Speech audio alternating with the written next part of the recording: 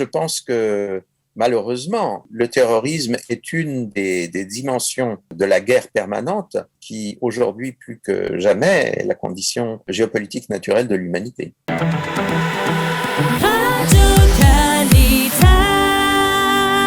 Michel Gurfinkel, bonjour, Boker Tov, Shavua Tov. Bonjour. Alors, nous sommes au lendemain du 20e anniversaire des attentats du 11 septembre. Et on peut dire, comme on l'a dit beaucoup de fois, que depuis le 12 septembre 2001, eh bien, le monde n'est plus le même. Il a totalement changé. La première question que je voudrais vous poser en perspective d'une sorte de retour en arrière et des conclusions que l'on peut tirer 20 ans après de ce qui s'est passé à New York, au World Trade Center et à Washington. D'abord, première question, c'est une question devenue presque incontournable. Où étiez-vous le 11 septembre 2001 lorsque l'on a commencé à assister à ces attentats ? Eh bien, j'étais à Strasbourg où je devais faire un dialogue, un débat avec Elisabeth Chemla. Elisabeth Chemla, laquelle je m'étais beaucoup opposé un peu auparavant, mais qui, en fait, était en train d'évoluer. Et en fait, nos visions sur ce qui se passait dans le monde commençaient à se rejoindre. Donc, nous étions à Strasbourg. Je suis arrivé en fin de matinée à Strasbourg. J'étais au centre communautaire de Strasbourg et nous voyons le studio qui avait été aménagé avec les postes de télévision. Il y avait plusieurs postes de télévision qui étaient ouverts et on voit quelque chose de bizarre. On voit les tours de Manhattan et puis de la fumée autour. Alors, ma réaction était qu'est-ce que c'est que ce truc ? C'est un film catastrophe, c'est un incendie au World Trade Center. Et puis, peu à peu, on a appris la réalité, l'incroyable réalité. Il y avait beaucoup de mal, tant pour les organisateurs de la conférence, du débat, que pour Elisabeth Chemla et que pour moi, de croire ce qu'on était en train de voir. Et quand peu à peu le doute n'a plus été permis, évidemment, le débat a été annulé. Elisabeth Chemla et moi-même sommes retournés à Paris. Nous avons réussi à prendre pratiquement le dernier avion qui partait encore de Strasbourg pour Paris. Je dis bien le dernier parce que à la suite des attentats, vous vous rappelez peut-être que en France, en Europe, enfin pratiquement dans le monde entier, toutes les communications aériennes ont été interrompues puisque tout le monde craignait de nouvelles opérations analogues. Donc j'ai réussi à prendre le tout dernier avion pour Paris et je me suis retrouvé à Paris où bien sûr j'ai rejoint ma rédaction sur le moment pour suivre les événements. De commenter ces événements. Alors, 20 ans plus tard, comment expliquer l'impact de ce qui s'est passé le 11 septembre 2001 on a vécu la fin de la présence américaine en Afghanistan il y a quelques jours. L'Afghanistan, c'était la riposte presque automatique des Américains à ce qui s'est passé le 11 septembre. D'abord, une question. Qu'est-ce qui a changé dans la société américaine après le 11 septembre ? La société américaine a subi un choc que l'on ne peut comparer qu'au choc de Pearl Harbor en 1941, puisque les États-Unis étaient attaqués sur leur sol, sur leur territoire. Vous savez que les États-Unis ont participé à 2 guerres mondiales et ont fait beaucoup un certain nombre de guerres régionales ou autres. En général, le sol américain a toujours été épargné. Pearl Harbor était une première exception, puisque les Japonais ont attaqué un territoire américain. Les attentats du 11 septembre, c'était la deuxième exception, peut-être encore plus spectaculaire, puisque cette fois-ci, ce n'était pas un État, mais c'est une organisation non étatique, infra-étatique, qui a réussi à attaquer de façon spectaculaire les États-Unis. Alors, je voudrais rappeler 2 choses à cet égard. La première chose, c'est qu'il n'y a pas eu un attentat. Il n'y a pas eu seulement l'attentat contre les tours du World Trade Center à Manhattan. Il y a eu donc 2 avions contre les tours jumelles à Manhattan, un avion qui s'est effectivement écrasé sur le Pentagone à Washington, c'est-à-dire le symbole même de la puissance militaire américaine. Et j'ai eu l'occasion de me rendre au Pentagone quelque temps après, je dois dire, voir le Pentagone éventré, comme tout le monde pouvait le voir après les attentats, c'était quelque chose de sidérant, d'absolument sidérant. Et enfin, n'oublions pas qu'il y avait un quatrième avion qui s'est écrasé en plein vol. On sait que, en fait, de manière héroïque, les passagers se sont révoltés et, sachant très bien qu'ils étaient condamnés à mort, n'ont pas hésité à se battre avec les terroristes. Et l'avion, donc, ils ont pris le commande. Je ne sais pas s'ils ont pris les commandes de l'avion, mais en tout cas, ils ont fait en sorte que l'avion s'est écrasé. On croit savoir que la cible de ce quatrième avion, c'était la Maison Blanche. Maintenant, il y a une autre théorie selon laquelle la cible du quatrième avion, ce n'était pas la Maison Blanche, mais c'était une centrale nucléaire américaine. Donc, il faut bien se représenter, c'est une opération, ça ressemble, quand je parlais de la ressemblance avec les films catastrophes, c'était un méga film catastrophe avec des proportions inouïes que les États-Unis vivaient sur leur territoire, et ce n'était pas une attaque contre, par exemple, des personnalités américaines, contre des bases militaires américaines, c'était une attaque terroriste au sens de violation absolue des droits humains, puisque la plupart des victimes sont des civils qui ont été immolés de manière particulièrement atroce dans ces attentats. Alors Michel, avec le recul du temps, est-ce que la réaction des États-Unis et ensuite de cette coalition qui s'est forgée, coalition contre Al-Qaïda, contre les organisations terroristes, est-ce qu'elle a été la bonne ? Est-ce que l'Afghanistan, c'était la bonne riposte ? Est-ce que l'occupation de l'Irak, c'était la bonne riposte ? Qu'est-ce que les États-Unis ont fait de bien et qu'est-ce qu'ils auraient dû faire d'autre en riposte à ce qui s'est passé ? Les États-Unis sont à ce moment au sommet absolu de leur puissance. L'Union soviétique s'est désintégrée 10 ans plus tôt et la Russie, qui vient juste d'élire Poutine, la Russie est encore un pays à peu près en ruine et qui n'est pas redevenu une puissance significative.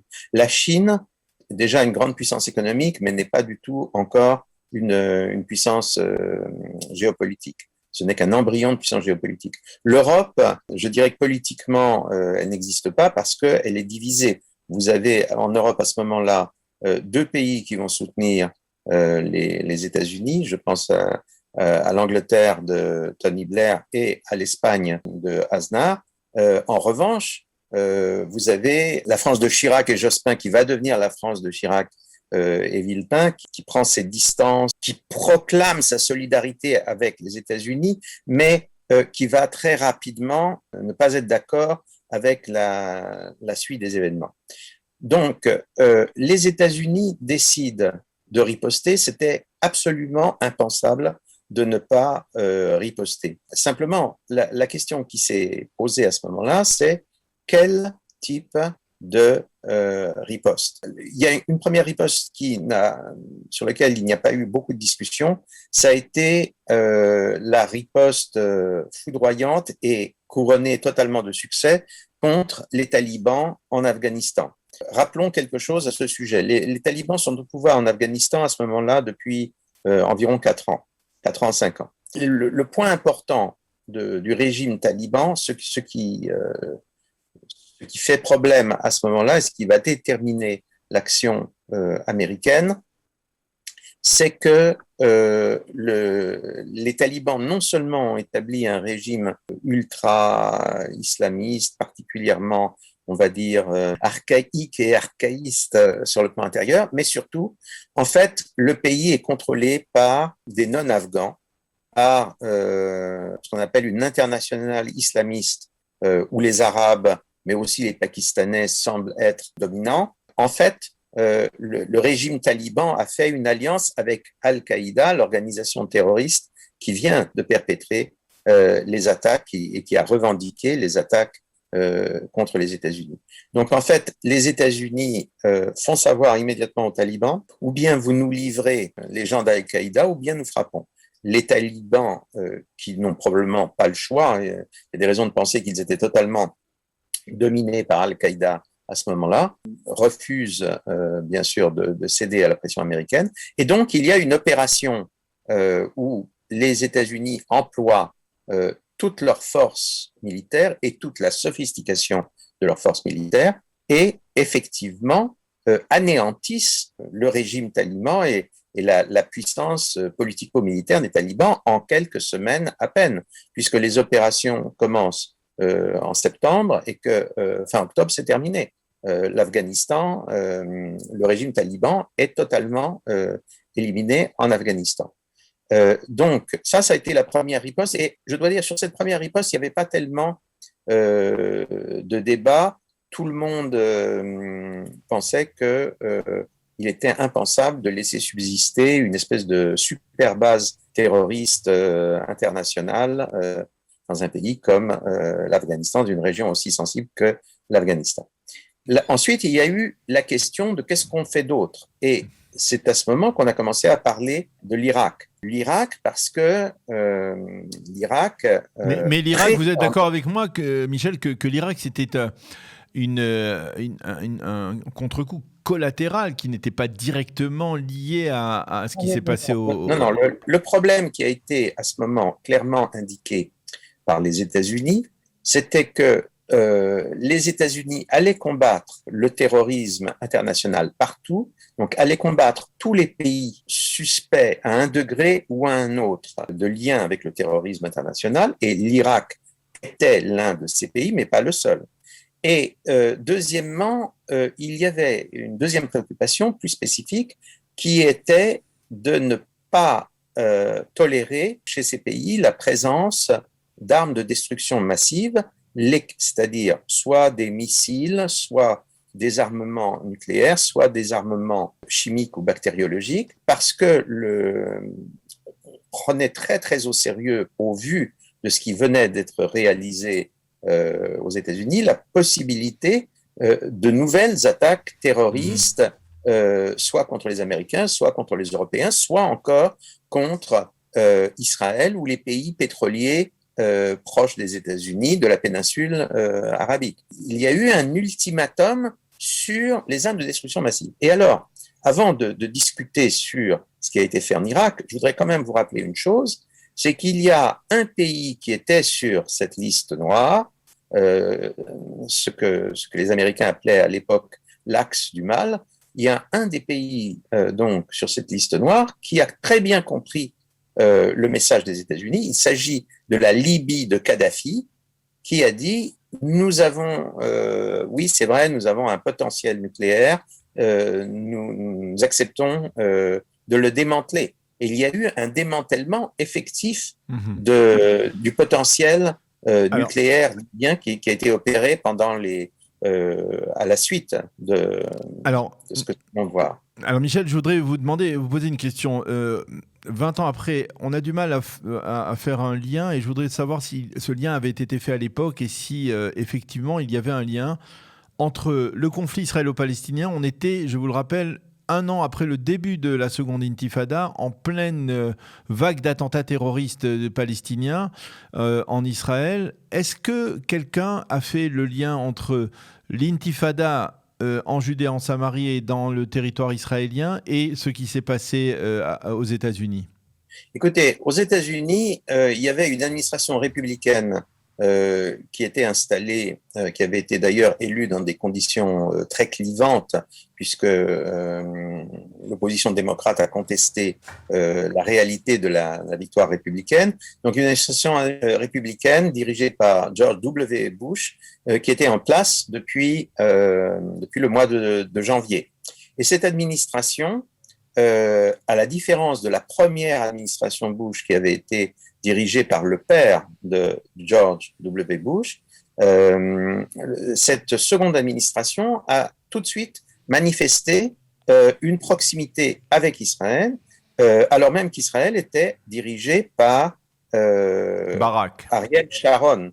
Après, oui, il y avait Ariel Sharon, il y avait Barak d'abord et tout de suite après Ariel Sharon. Cette position a été fréquemment invoquée par soit les terroristes, soit les gens qui ne voulaient pas d'action contre les pays voyous du Moyen-Orient. Elle a souvent été invoquée, on a souvent dit, mais finalement, c'est pour défendre les Palestiniens que Al-Qaïda se bat. Il faut donc régler le problème palestinien avant de prétendre punir les responsables des attentats. Cette attitude a existé, elle a existé même au sein de l'administration Bush dans les premiers mois de la guerre. Elle a existé, elle a conduit d'ailleurs l'administration Bush à modérer certaines de ses positions extrêmement pro-israéliennes qui étaient les siennes au début. Donc, ces remarques existaient. Il est certain aussi que les terroristes, les islamistes, ont sans arrêt fait l'amalgame. Vous savez que dans leur langage, il y a une alliance naturelle entre les sionistes, ennemis de l'islam, les juifs, ennemis de l'islam, et les croisés, c'est-à-dire les occidentaux. Pour les islamistes, les occidentaux ne peuvent être que des chrétiens. On ne va pas rentrer dans la question de savoir s'ils sont laïcs, pas laïcs. Ils sont des chrétiens. Voilà, c'est comme ça que les islamistes voient les occidentaux. Donc, des chrétiens qui se battent contre les musulmans, quelles que soient les responsabilités des musulmans dans le conflit, ce sont des croisés. Donc, il y a cette idée d'un lien profond entre les juifs et les croisés, c'est une sorte de